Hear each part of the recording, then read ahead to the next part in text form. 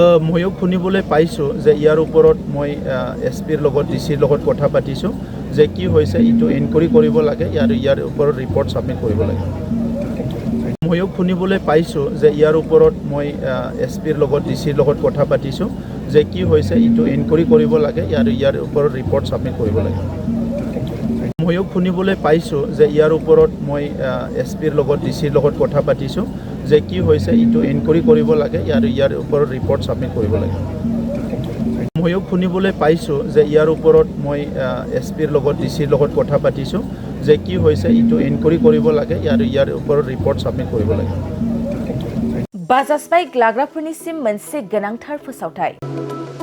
क'क्राझार सहरनि दावहारु अट' एजेन्सिया दासान्दि festival and exchange अफार होगासिनो दं।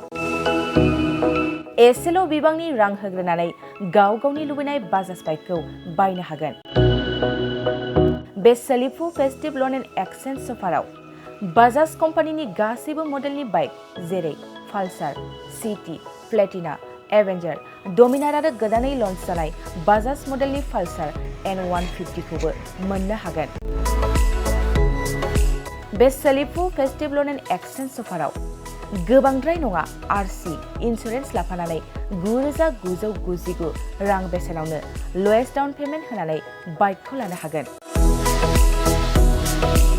नोंथांमोना क'क्राझार सहरनि दावहारु अट' एजेन्सिजों लोगोसेनो कारिगाव फेस्टिभ आउटलेट, दतमा फेस्टिभ आउटलेट आरो बडगाव फेस्टिभ आउटलेट ब्रान्च श'रुमावबो होबाय थानाय फेस्टिभेल एन्ड एक्सचेन्ज अफाराव फैनानैबो लानो हागोन। मोजांसिन बाथ्राया बेसोबावदि दावहारु अट' एजेन्सि श'रुमनिफ्राय बाइक बायग्राफोरनो 5 लिटार पेट्रल आरो गंनै हेलमेटबो फ्रि एसुवेर्ड गिफ्ट महरै हरनाय जागोन। अब्ला दानो बुकिं खालाम 6003999187 नङाब्ला 8822 018193 जानबुं अनजिमायाव।